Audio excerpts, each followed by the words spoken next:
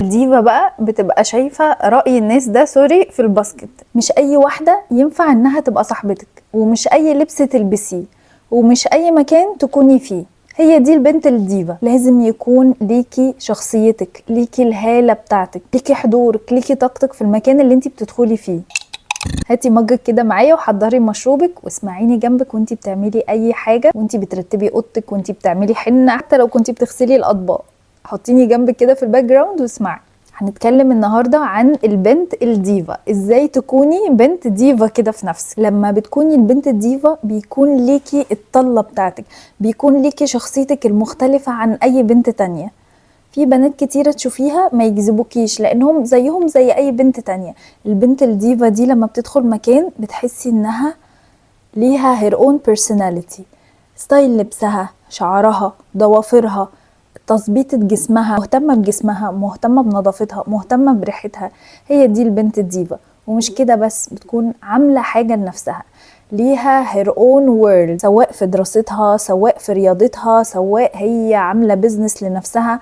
فالبنت الديفا بتحسوها هي شخصية لوحدها متكاملة، مش بنت قاعدة عمالة تبص على اللي حواليها تستمد طاقتها من اللي حواليها، تستمد طاقتها من صاحبتها، تستمد طاقتها من عيلتها، تستمد طاقتها من البارتنر اللي معاها. والبنت الديفا دي لازم هتلاقي ان اصحابها قليلين قوي، او ممكن يبقى ملهاش صحاب. ليه بقى؟ لان لما البنت بتقرب منها، لما بنت تانية بتقرب منها بتحس بالتهديد، بتحس ان البنت دي في تهديد معين من ناحيتها، البنت دي محسساها بالحاجة اللي عندها نقص فيها. نيجي بقى لعلاقة البنت الديفا دي مع الشخصية اللي حواليها، سواء من أصحابها، سواء ناس معينة من عيلتها. الناس دي بتبقى حاسة بالتهديد والبنت الديفا دي موجودة. فيبقى ايه بقى طريقة دفاعهم؟ تريقة، هزار بغلاسة على أساس انه هزار. لا، البنت الديفا الذكية بقى ما تدخلش نفسها في الحرب دي، ما تبقاش قاعدة يومها وطاقتها كلها حرب حرب حرب مع الناس دي اللي بتستخف دمها عليها او اللي بتستظرف عليها. ليه؟ لان الناس دي شايفاه البنت الديفا هنا وهم هنا. لما يبتدوا يتريقوا عليها، يغلسوا عليها، تبتدي البنت الديفا تنفعل او ترد قدام الناس، فهي بكده بتنزل من مستواها هنا لمستواهم هنا. هما بالنسبة لهم هما مش خسرانين حاجة، هما اوريدي هنا، بس بيتبسطوا بان هما بيشوفوا البنت الديفا دي بتنزل لمستواهم. فانتي الشطارة منك ان انتي لما تبقي قاعدة في وسط في ناس من العيلة بتتريق عليكي، في ناس من العيلة بتقول كلام جارح وتضحك كأنها بتهزر، ما تنزليش نفسك لمستواهم. سواء ناس من العيلة، سواء أصحاب جامعة، سواء أصحاب شغل، سواء ناس معارف. ما هو اللي بتبقى عندها نقص بتحب تطلع نقصها على اللي قدامها بالطريقة دي. وحصلت معايا كتير جدا جدا جدا. يعني لو اقول لكم مواقف، في كل موقف كان الواحد في الاول طبعا كان بيبقى زعلان ومتضايق وبياخد في نفسه، ودي حاجة مش كويسة لان دي بتستهلك من طاقتك ومن حالتك النفسية.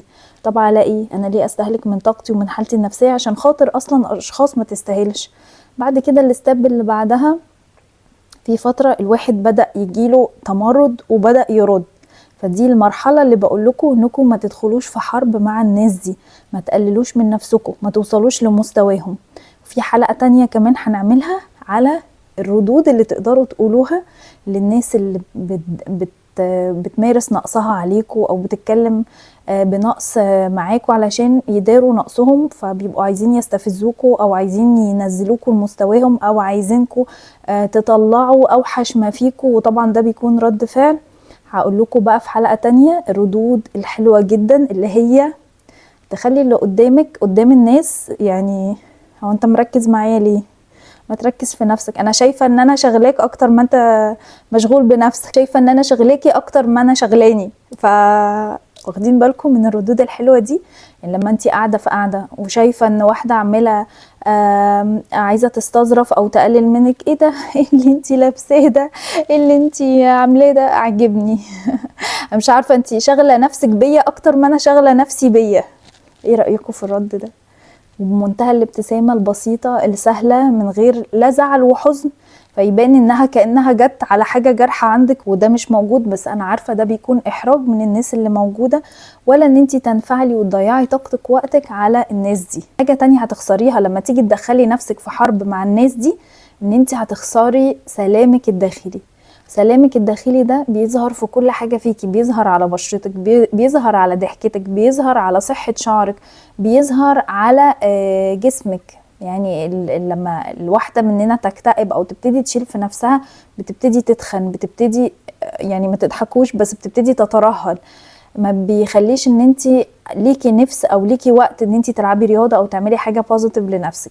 فالناس دي زي ما قلنا ما ندخلش معاهم في حرب. ضحكة كده جميلة انا شايفة ان شغلاكي اكتر ما انا شغلاني. الحاجة التانية بقى، بتلاقوا البنت الديفا مش بتقعد مع اي حد، وبتستخسر وقتها في الناس اللي ما تستاهلش.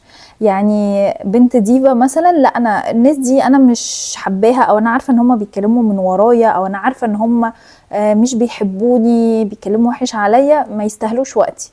انا وقتي ده اضيعه في اني استثمره في حاجه كويسه لبيتي، لنفسي، لصحتي، لرياضتي، لجسمي، لاعتنائي بنفسي، للبزنس بتاعي او لشغلي. بتلاقي دايما ان الديفا وقتها مش انها تقعد مع اي حد. بنت الديفا زي ما قلت لكم ما تصاحبش اي حد، يعني مش عشان انا ما عنديش صاحبه اي حد ما عندي كده اصاحبه. بصي، هتبقي مع 3 لوزرز لمدة شهر، هتبقي انتي الرابعة بتاعتهم. هتبقي مع 3 ناجحين لمدة شهر، هتبقي انتي الرابعة الناجحة بتاعتهم. عشان كده البنت الديفا، في بنات او ناس يقولوا عليها بيكي، هي مش بيكي، هي لازم كل حاجة في المحيط بتاعها يبقى متفصلة على مقاسها، متفصلة على متطلباتها، متفصلة على الحاجة اللي تتناسب معاها وما تقللش منها ولا تبوظ مودها. بنت الديفا في ناس تفضل تقول ما بيعش لهاش صحاب، هي مش ما بيعش لهاش صحاب، هي زي ما قلنا بتنتقي اصحابها، بتنتقي الناس اللي تقعد معاها.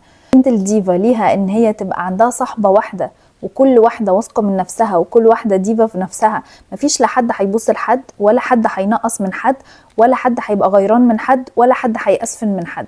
ما هي لو دي بنت ديفا ودي بنت ديفا، كل واحدة واثقة في نفسها، كل واحدة مكتفية بنفسها، مش بتستمد طاقتها من اللي حواليها، هتلاقي ان دي في حياتها ودي في حياتها، صحاب بيتقابلوا، بيخرجوا، بيتبسطوا، بيفضفضوا مع بعض، مفيش جواهم اي ضغينة ومفيش جواهم اي حاجة وحشة لبعض، لان كل واحدة حابة نفسها، حابة اللي هي فيه، حابة المكان اللي هي وصلت له. حاجة تانية، عايزة تبقي تكوني البنت الديفا، ما تستنيش تشوفي مين حبك ومين ما حبكيش، ما تستنيش رأي الناس فيكي، ما تستنيش اي فاليديشن من حد. الناس دول حبوكي ما حبوكيش، حياتك ماشية زي ما هي. الناس دي ما حبوكيش، طز، ايه المشكلة؟ ما يحبونيش. قلت اشرب معاكي كده علشان ايه، نعرف نكمل بمزاج. الديفا بقى بتبقى شايفة رأي الناس ده، سوري، في الباسكت. انتوا مين علشان تقيموني؟ انتوا مين علشان تقولي ده انتي شكلك حلو، ده انتي لبسك حلو، لا ده انتي لبسك وحش، لا ده اللي بتعمليه ده مش حلو. انتوا مين عشان تقيموني؟ معلش شوفوا نفسكم. فالديفا ما بيهمهاش رأي الناس، وما بتستناش رأي الناس، وما بتسألش حد ايه رأيكم في اللي انا بعمله، او في اللي انا لابساه، او وات ايفر اي حاجة. فدي البنت الديفا، ما بتستناش فاليديشن من حد ابدا. انت عارفه انت ايه، ومقدره نفسك كويس، وعارفه اللي وصلتي له، وعارفه انك بتشتغلي على نفسك علشان توصلي لحاجات اكتر واكتر. علشان تبقي البنت الديفا لازم تخلي حياتك مش واقفه على حد، حياتك واقفه عليكي انت فقط. علشان كده لازم تستثمري في نفسك، وقتك لنفسك. وفي بيتك لو انت متجوزه، وقتك هو لبيتك ولنفسك. بلاش بقى نقعد مع ناس بتنافق وناس بتتكلم وحش، بلاش، يعني كل ده بياخد من وقتنا وطاقتنا ومجهودنا. علشان مين؟ البنت الديفا هي ملتزمة مع نفسها، عندها التزامات. مش لازم الالتزامات دي تبقى مادية، التزامات مع نفسها، انها تبقى شخص كويس، انها تبقى شخص ناجح، انها تبقى شخص محققة ذاتها، انها تبقى شخص مش معتمد على حد تاني، سواء خطيبها، سواء جوزها، سواء اخوها، اختها، مامتها، باباها. هي شخص يقدر يعيش ويعمل كل حاجة لوحده. الحياة دلوقتي بقت صعبة جدا، لو انت مش عارفة انت محددة ايه في حياتك، اعرفي ان وقتك وصحتك بتضيع على الفاضي، وهتفضلي طول الوقت تايهة مع التايهين. معلش حاجة نسيت اقولها، ودي طبعا مش محتاجة اني اقولها، ان البنت الديفا بتهتم بكل تفاصيل شكلها، ضوافر ايديها، ضوافر رجليها، شعرها، لو هي محجبة الطرحة كل حاجة تبقى مكوية، لبسها يبقى مكوي، ضوافرها لازم تبقى منمقة. ما نبقاش نقول لا الضوافر مش مهم، لا لا لا، الضوافر ايفن لو انتي بس حطيتي عليها مانيكير وانتي نازلة بتدي شكل منمق للبنت الديفا، وتديلها شكل ان هي شخصية مرتبة لدرجة ان اصغر حاجة فيها مهتمة بيها. النقطة اللي بعدها بقى، أديبة تؤثر ولا تتأثر. يعني ايه ده بقى هكمله لكم ان شاء الله في بارت 2. بس ما تنسوش تعملوا لي لايك لو عجبكم الفيديو، وقولوا لي رأيكم تحت في الكومنتس علشان اعرف ايه رأيكم في الكلام اللي اتقال ده. وقولوا لي لو حابين بارت 2. ما تنسوش تعملوا لايك للفيديو وتشتركوا في القناة علشان اول ما انزل فيديو جديد يوصلكم.